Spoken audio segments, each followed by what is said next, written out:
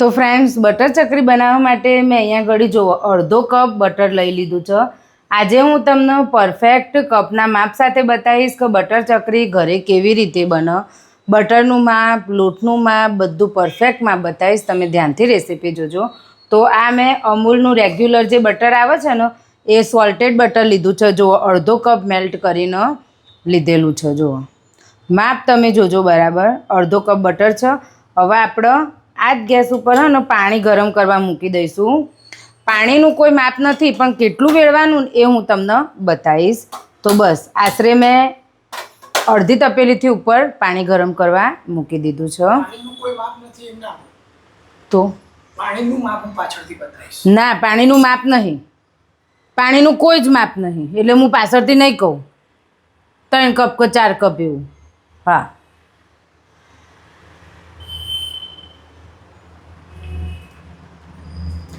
તો મેલ્ટ કરેલું બટર, તમે બટરની જગ્યાએ ઘી પણ વાપરી શકો છો, પણ બટરથી ચકરીનો ટેસ્ટ બહુ જ મસ્ત આવે છે. બાકી ઘીથી બી સરસ જ બને છે. તો અડધો કપ બટર મેલ્ટેડ. હવે આપણે એમાં કેમ ઊભા રહ્યા હો? તો નજીક લાવવાનું ને મસાલા કરવાના. તું હા, તું લો એટલે નજીક આવ. પુષ્પા જોવું હોય તો હું સ્ટેન્ડ લગાવીને કરી દઉં.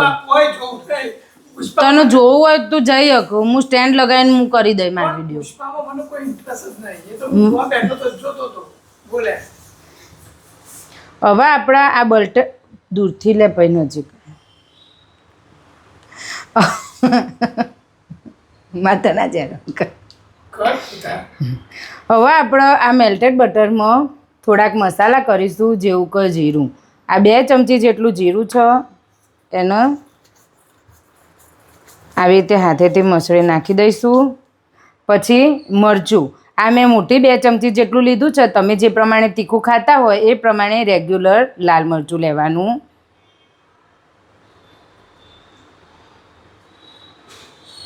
પછી 2 ચમચી જેટલા સફેદ તલ, 1 ચમચી હળદર,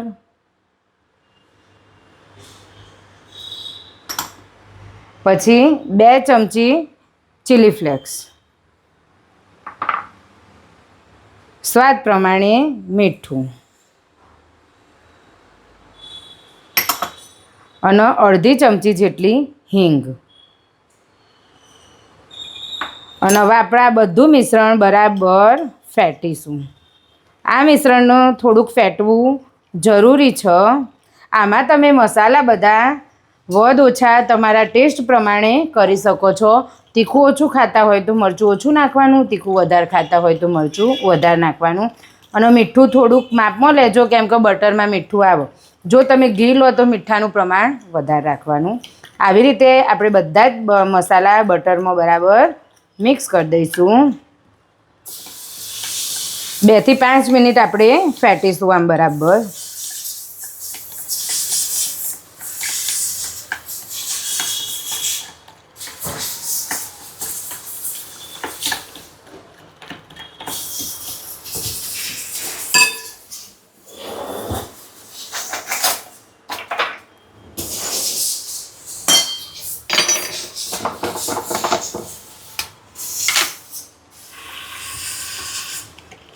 તો જુઓ આપણો મસાલા અને બટર ફેટાઈ ગયું. કલર જુઓ તમે કેટલો મસ્ત લાગે, એકદમ જોરદાર.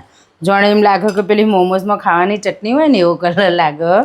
તો બસ આટલું આપણે ફેટી લીધું. હવે આપણે આમાં આ જે બટરનો કપ લીધો હતો ને એ કપ આખો ભરીને ઘઉંનો લોટ લઈશું. આ છે ઘઉંનો લોટ. 1 કપ ઘઉંનો લોટ લેવાનો છે. નજીક આવવું પડે બકા.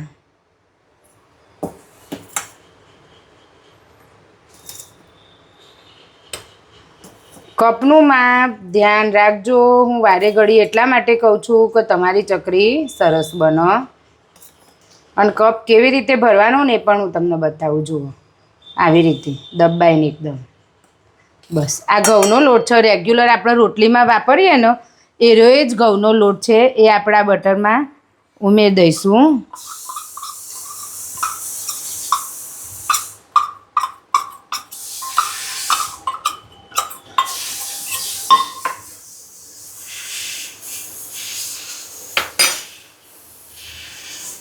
હવે આપણે 2 કપ ચોખાનો લોટ લેવાનો છે, જે ખીચું માટે વાપરીએ ને એ રહ્યો.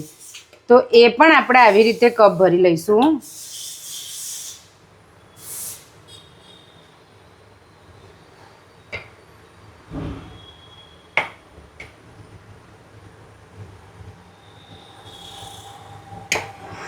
એકવાર ફ્રેન્ડ્સ તમે મારા કહેવાથી મારી આ રીતથી બટર ચકરી બનાવજો, બહુ મસ્ત બનશે. જો આવી રીતે દબાઈને આ 1 કપ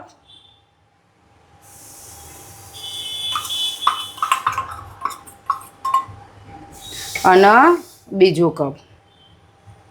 આવી રીતે આપણે ચકરી બનાવીએ ને તો લોટને બાફવાની ઝંઝટ નહીં, કોઈ જાતની કોઈ ઝંઝટ નહીં. પેલું લોટ જેવું વધારે બફાઈ જાય ને તો ચકરી છૂટી પડી જાય, અને લોટ કાચો રહી જાય ને તો ચકરી અને કડક જ ના થાય.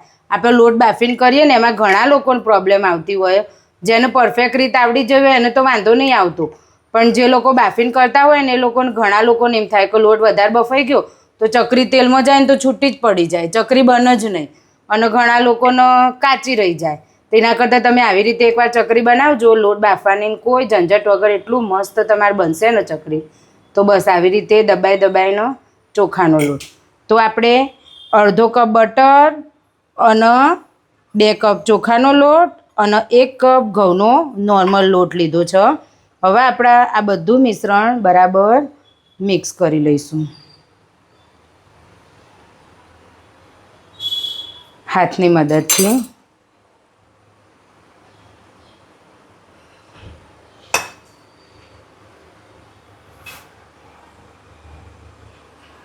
આ સમયે 2 થી 5 મિનિટ હાથથી બરાબર આ મિશ્રણ મસળવું બહુ જ જરૂરી છે, જેથી મસાલા, બટર અને બધા લોટ આપણા બરાબર મિક્સ થઈ જાય.